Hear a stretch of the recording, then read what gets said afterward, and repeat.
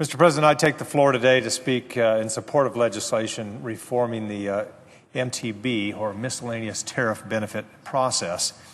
And I'm pleased to help this legislation advance. It's my hope that this bill will soon be on the President's desk.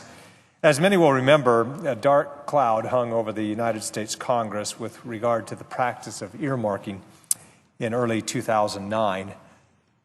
The feeding at the earmark trough had long since expanded to the point of ridiculousness. The earmarks exploded to their annual record of $29 billion in 2006. Now, they were long a problem before that, but it had gotten much, much worse at that time. Congress had become accustomed to powerful members getting a large chunk of the earmark pie, and rank-and-file members would fight over the scraps. We saw less and less true oversight as more and more spending was doled out in congressional back rooms. It wasn't just spending on earmarks that we didn't have good oversight on. It was the entire federal budget. But it was largely a problem because so much of our time here in Congress was spent doling out earmarks and making sure that every member got a few and they were scattered around, that we really gave up on the oversight that we should have been conducting. At the same time, earmark opponents had ample opportunity to shame the process by highlighting bridges to nowhere, teapot museums, and the Cowgirl Hall of Fame, for example, receiving these earmarks. But attention on the issue focused sharply in early February of 2009, when reports surfaced that a lobbying firm specializing in defense appropriations had been raided by the FBI.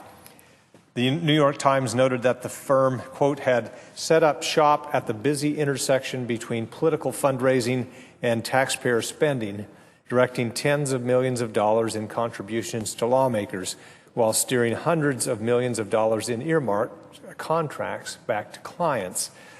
Now, the cloud over Congress darkened even further with suggestions of pay-to-play, straw man contributions, the reimbursing of employees for political contributions, and pressuring others for political giving.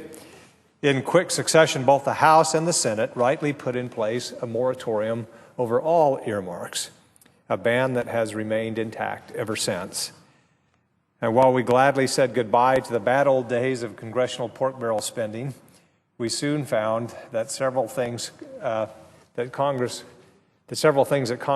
only knew how to do were through earmarking. This included the so-called miscellaneous tariff benefits, or MTBs.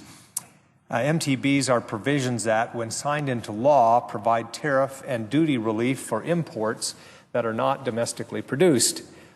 The historic MTB process benefited from a consensus-driven process administered by the International Trade Commission that, for the most part, set it apart from the much ridiculed federal largesse doled out by earmarking.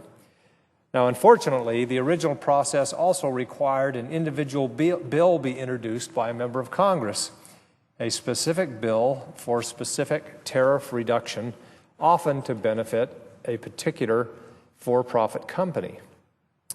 I've long held that doing away with these individual bills and establishing an MTB process that relies on the ITC to accept and review proposals over which Congress has final say would be preferable.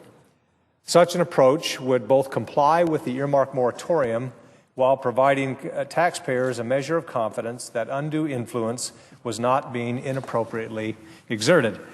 Now, I'm pleased to have the opportunity to work with both House and Senate leadership and members of the Senate Finance Committee and the House Committee on Ways and Means on moving such a proposal forward.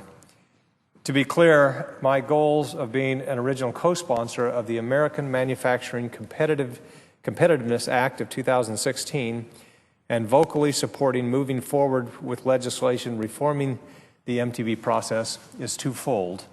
First and foremost, cutting tariffs is the right thing to do. In fact, I'd support permanent tariff reductions as a means of furthering the benefits of free trade and lightening the burden on U.S. producers. In addition, the longer we go without being able to move forward with MTB bills, the more threatened the earmark moratorium is.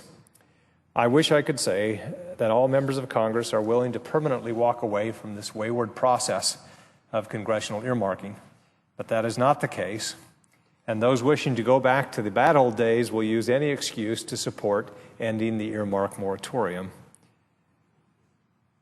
Reforming the MTB process not only provides a path for much-needed tariff relief and a modicum of confidence for taxpayers, it's also good for the long-term survival of the earmark moratorium. So I'm pleased to be part of this effort moving forward. The House companion legislation passed with overwhelming support. I believe there were only 2 dissenting votes in the House. It's my hope that the Senate will soon follow suit. I yield back my time.